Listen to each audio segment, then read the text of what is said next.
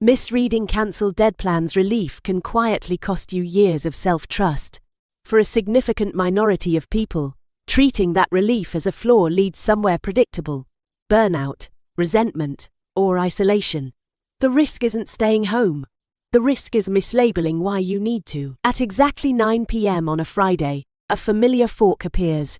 Your phone lights up, glasses clinking, captions screaming, "Best night ever." You feel relief staying home, then guilt for feeling relieved. That's not a mood swing, that's an identity collision.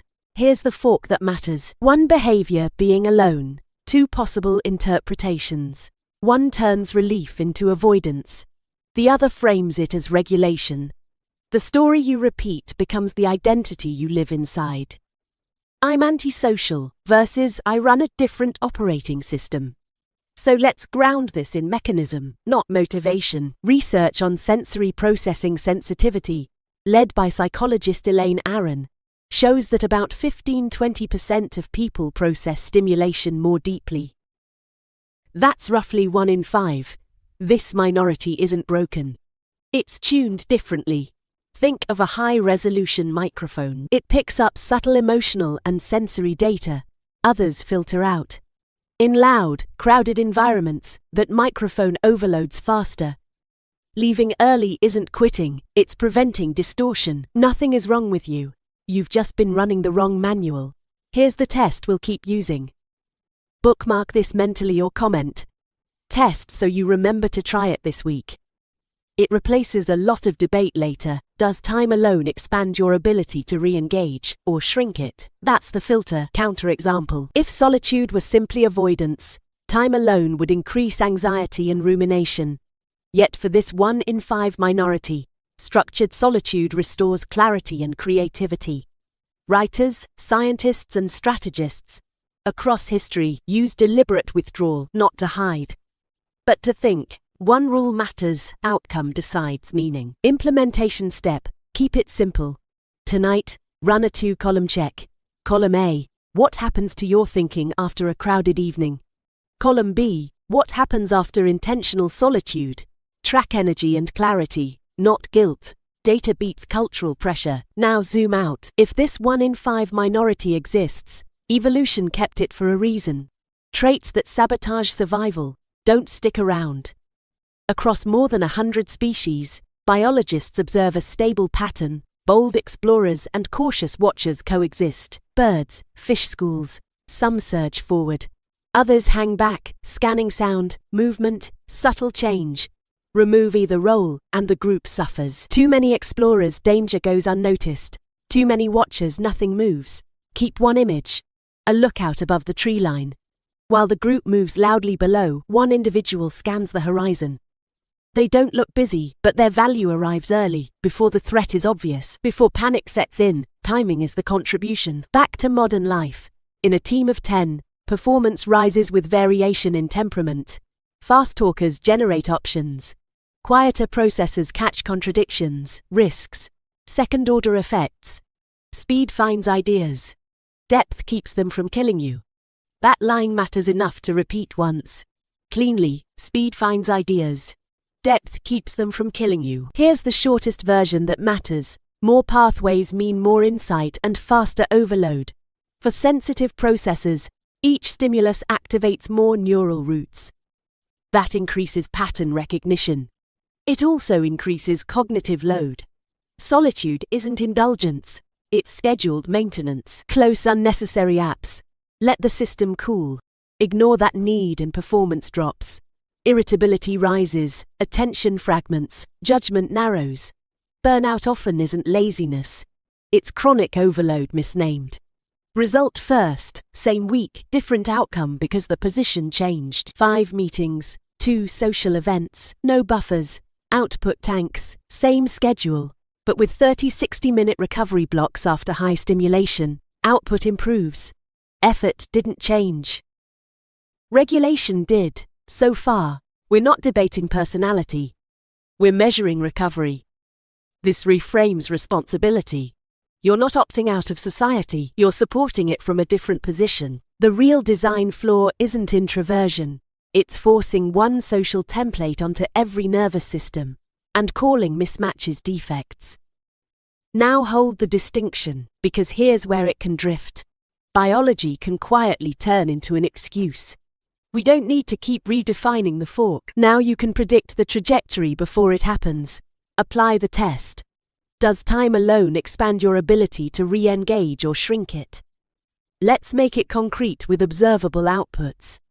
Healthy solitude produces clarity. Ideas connect instead of looping. Emotions regulate.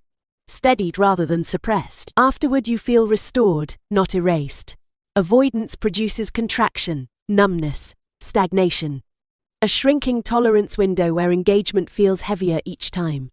One behavior, diverging trajectories. A quick case contrast. Safe case, you take an hour alone after work, then show up more present at dinner. Remember, the outcome defines the category. Edge case, you cancel one plan, feel better, but still follow through on the next commitment. Capacity holds, flexibility remains. Crossing the line, you cancel 3 in a row, scroll for hours and feel worse afterward. Now the nervous system is learning that engagement equals threat. Tolerance narrows. Notice what changed, not the need for rest, but what followed it. Context matters too. In Japan, solo dining is normalized. Eating alone isn't automatically read as social failure. When behavior isn't moralized, avoidance is easier to detect because it isn't hidden by shame. Social meaning shapes self-diagnosis. So we can hold both truths without contradiction. You need solitude, and you need connection. The variable is the ratio. Identity doesn't flip overnight. It updates like software, small patches installed through use. Back to that Friday fork. Week 1, you notice relief without attacking it. Shoulders drop, breathing slows. The brain stops buzzing. You label it accurately. Regulation, not weakness. That's one clean identity edit. Week 3, you schedule solitude proactively. Not as escape, but as maintenance. You look at the week, 2 meetings, a family event, crowded commute, and block 45 minutes for a quiet walk or reading. Boring on purpose. Stable by design. Month 2, you explain boundaries without apology. I can come for an hour, then I'm heading out. Dinner yes, loud bar no. You're not asking permission to have a nervous system, you're giving people a usable plan.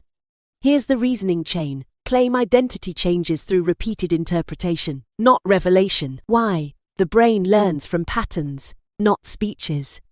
Consequence. Each time solitude improves your life. Clearer thinking. Kinder patience. The system updates. This works. Takeaway. You don't argue yourself into self-trust. You train it. A numerical reframe removes lingering shame. In a classroom of 30, that's about 6 people. In an office of 50, maybe 7 to 10. Systems are built for the majority. Minorities must customize. Keep the anchor simple. The trait isn't rare.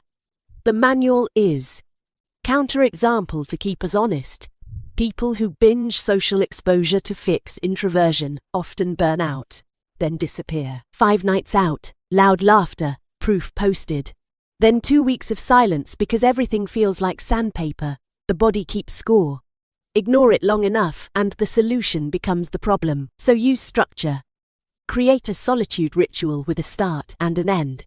Start cue. Phone on airplane mode. 25-minute timer. Middle 1 activity. Journaling. A slow walk. Stretching. Tea without a screen. End cue. 1 outward action. Reply to a message. Prep tomorrow. Step into a shared space.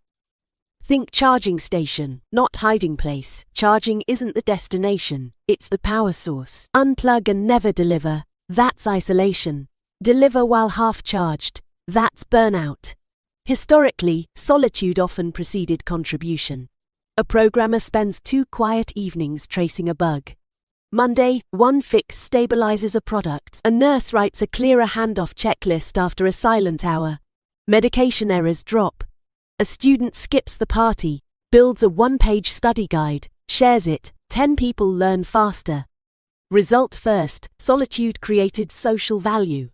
Mechanism depth precedes direction. Without reflection, action aims. Implementation step, pair solitude with output. Choose one container, one page, one plan, one prototype. Make it tangible, send it outward. Close the loop. Regulation creates clarity. Clarity enables contribution. Contribution stabilizes identity. That's the full circuit. At this point, the test is repeatable. Does time alone expand your ability to re-engage or shrink it? If it expands, it's adaptive. If it shrinks, change the strategy, not the identity. Here's the shareable version. Solitude isn't the opposite of connection. It's the calibration that makes connection sustainable. One last return to Friday night. Relief shows up. The old script says laziness. The accurate script says downshifting before overheating. Data decides which script survives, so run a 20-week experiment and comment which week felt more like yourself. Track 3 numbers: social time, alone time, next day energy, 1 to 10. Week 1, constant exposure. Notice irritability, attention, sleep. Week 2, scheduled recovery blocks. Notice clarity, patience, output. Don't debate the label, measure the result. For this one, in 5 minority, the goal was never to become louder. It was to become regulated enough to contribute at full resolution. You were never antisocial. You were running high-resolution hardware in low-resolution environments. Calibrate it, then deliver.